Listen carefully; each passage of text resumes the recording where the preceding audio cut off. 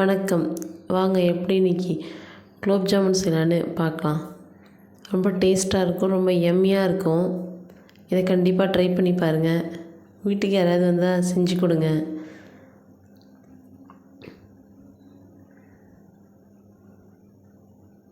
குலோப் ஜாமுன் எவ்வளோ சாஃப்டாக இருக்குன்னு பாருங்கள்.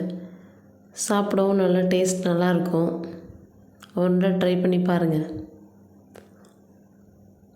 இதில் இன்ஸ்டன்ட் மிக்ஸ் யூஸ் பண்ணி தான் நான் பண்ணியிருக்கேன். உள்ளே எப்படி ஊறி இருக்குன்னு பாருங்கள்.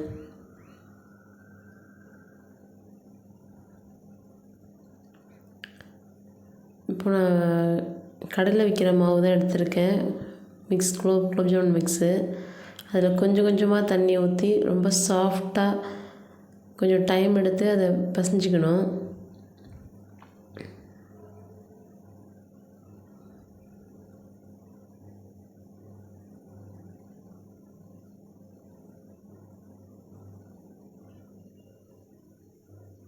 ரொம்ப அழுத்தம் கொடுத்து பிசையாதீங்க, லேசாக பிசைஞ்சிக்கங்க. தண்ணி லைட்டாக சேர்த்துக்கணும்.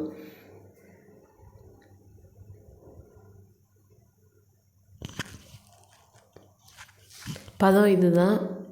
இப்போ ஒரு சப்பாத்தி மாவு பதத்துக்கு பிசைஞ்சு வச்சுக்கோங்க.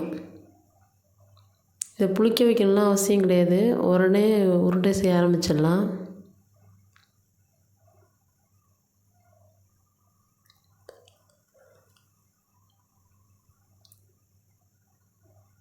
உருண்டை உருட்டக்குள்ளேயும் ரொம்ப அழுத்திலாம் உருட்டாதீங்க. கொஞ்சம் சாஃப்டாக இது மட்டும் லைட்டாக ப்ரெஷர் பண்ணிவிட்டு மறுபடியும் கொஞ்சம் சாஃப்டாக உருட்டுங்க. அப்போ தான் உருண்டை உள்ளே நல்லா வெந்து நல்லாயிருக்கும். வீட்டுக்கு யாராவது வராங்கன்னா கண்டிப்பாக இதை செஞ்சு கொடுங்க.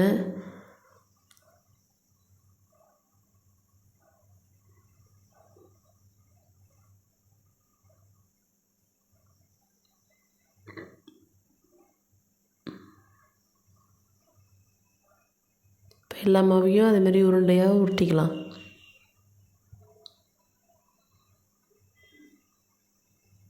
நீங்கள் உருண்டை உருட்டை கரெக்டாக வரலனா லைட்டாக நெய்யை அப்ளை பண்ணி உருட்டிக்கோங்க. நான் லைட்டாக நெய் பிடிச்சி தான் அதை உருண்டையை பிடிக்கிறேன்.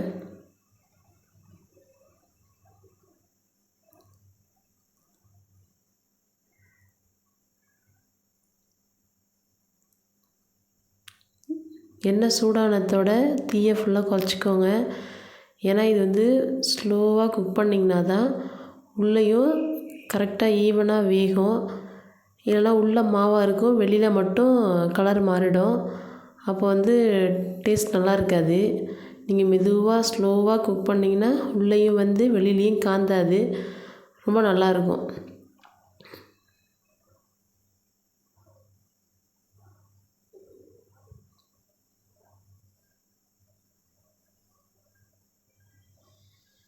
இந்த ஸ்வீட்டை பொறுத்த வரைக்கும் கொஞ்சம் டைம் எடுக்கும். ஈஸி தான், இருந்தாலும் கொஞ்சம் டைம் எடுத்து செஞ்சிங்கன்னா டேஸ்ட்டு நல்லாயிருக்கும்.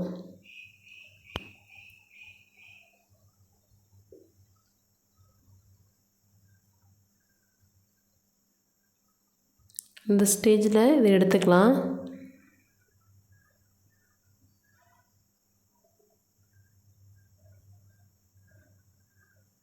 நீங்கள் எண்ணெய் ரொம்ப ஸ்லோவாக வச்சுட்டு நீங்கள் அந்த உருண்டையை போடக்குள்ள என்ன ஆகுன்னா மேலே வெடிக்க ஆரம்பிக்கும். அது நிறைய பேர் அந்த கம்ப்ளைண்ட் வருது. இதுமாதிரி எண்ணெய் கொஞ்சம் சூடாக இருக்கணும். அது போட்டதுக்கப்புறம் வேணால் நீங்கள் தீயை ரொம்ப ஃபுல்லாக கம்மி பண்ணிவிட்டு ஸ்லோவாக குக் பண்ணி எடுங்க. ரொம்ப நல்லாயிருக்கும்.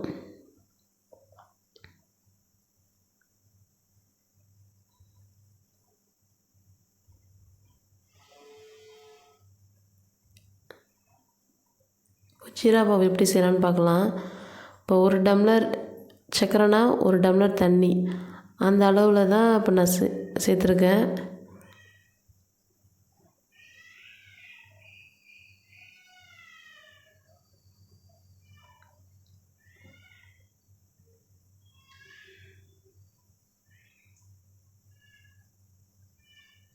சர்க்கரை பாவு நல்லா கொதியந்தத்தோட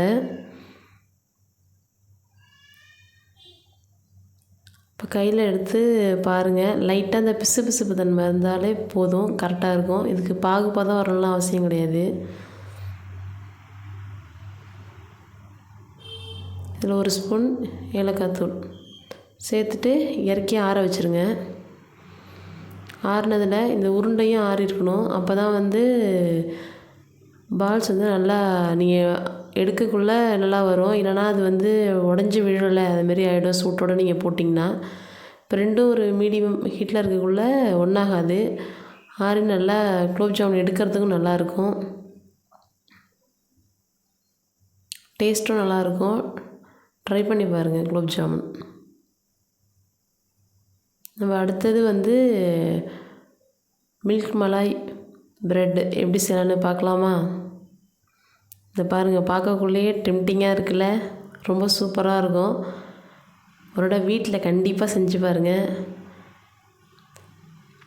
ஹோட்டலில் போனால் நம்ம மலாய் ப்ரெட் சாப்பிடலாம், அந்த டேஸ்ட் வந்து இதில் இருக்கும்.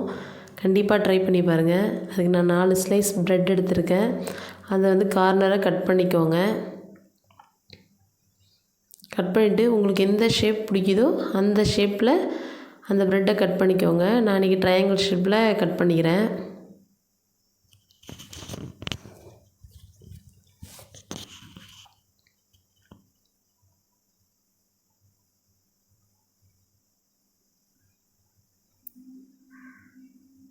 நீங்கள் முழு ப்ரெட்டாக கூட யூஸ் பண்ணிக்கலாம், அதுவும் நல்லா தான் இருக்கும்.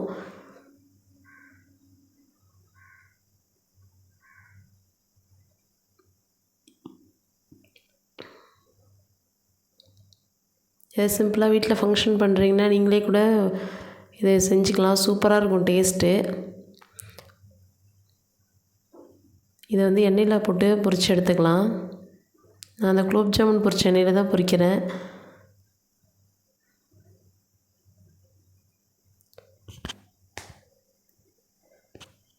ரெகுலராக செய்கிற ஸ்வீட் இல்லாமல் இது கொஞ்சம் புதுசாக சாப்பிட்றதுக்கும் நல்லாயிருக்கும்.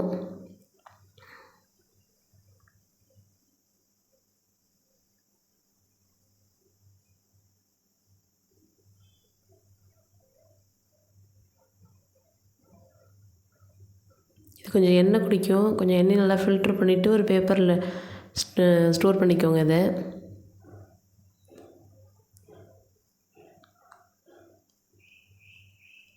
அது நல்லா எண்ணெயெல்லாம் அந்த பேப்பர் இழுத்ததுக்கப்புறம் நீங்கள் அதை யூஸ் பண்ணிக்கலாம்.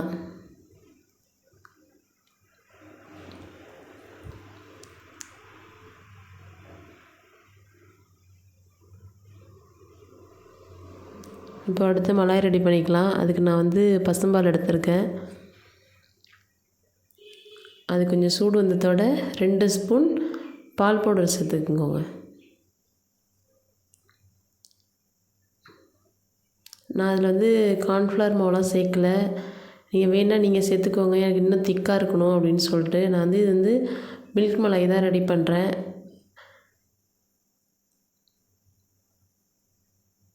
இப்போ இது கூட 2 ஸ்பூன் சுகர் சேர்த்துக்கிறேன். அது திக்காயிட்டு ஓரத்தில் வந்து அந்த ஏடு படியும், அது லைட்டில் எடுத்துவிட்டுங்க. ஒரு 10 நிமிஷம் போதும் இதுக்கான டைமிங். உங்களுக்கு திக்காக வேணால் நீங்கள் ஃபுல்லாக வச்சுட்டு கொஞ்சம் இது பண்ணிக்கலாம்.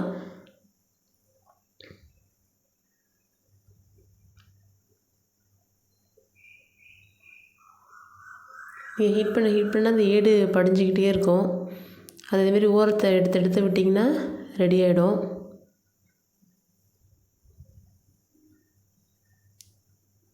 எனக்கு நான் இந்த கண்டிஷனில் நான் இறக்கிக்கிறேன். அதனால் இப்போ நான் கொஞ்சம் ஏலக்காய் பவுட்ரு சேர்த்துட்டு இதை நான் இறக்கிக்கிறேன்.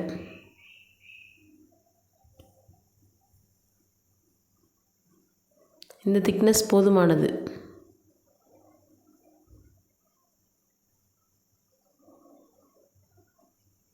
இப்போது ப்ரெட்டை அந்த பொரிச்சு எடுத்த ப்ரெட்டை வந்து ஜீரா பாவில் லைட்டாக டிப் பண்ணி மட்டும் நான் எடுக்கிறேன். எல்லாமே டிப் பண்ணி எடுத்து வச்சுக்கோங்க. இந்த கண்டிஷனில் மலாயில் லைட்டாக கீ சேர்த்துட்டு அதையும் மிக்ஸ் பண்ணிக்கிறேன். ஏன்னா ஃப்ளேவர் நல்லாயிருக்கும் உங்களுக்கு சாப்பிடக்குள்ள. ரொம்பலாம் போட வேணாம். சில பேர் பொரிக்கிறதுக்கு போடுவாங்க, நெய் வந்து ஆயிலோடு சேர்த்தே பொரிப்பாங்க. எனக்கு அது வேணான்ட்டு நான் இதுலேயே சேர்த்துக்கிறேன் லைட்டாக கீ. இப்போ அதில் ஊற்றிடுங்க. ஊற்றிட்டு உங்கள்கிட்ட என்ன நட்ஸ் இருக்கோ அதை கொடுத்து நீங்கள் டாப்பிங் பண்ணிக்கலாம். நான் வந்து இன்றைக்கி என்கிட்ட கேஷ்யூ இருக்குது, அதை வச்சு தான் நான் இன்றைக்கி டாப்பிங் பண்ணியிருக்கேன். உங்களுக்கு என்ன நட்ஸ் பிடிக்குதோ அதை போட்டுக்கலாம். உங்கள் குழந்தைங்க என்ன நட்ஸ் விரும்புகிறாங்களோ அதை நீங்கள் டாப்பிங் பண்ணி கொடுத்தீங்கன்னா ரொம்ப விரும்பி சாப்பிடுவாங்க. ரொம்ப சூப்பராக இருக்கும். ட்ரை பண்ணி பாருங்கள். பிடிச்சிருந்தா சேனலை சப்ஸ்கிரைப் பண்ணுங்கள்.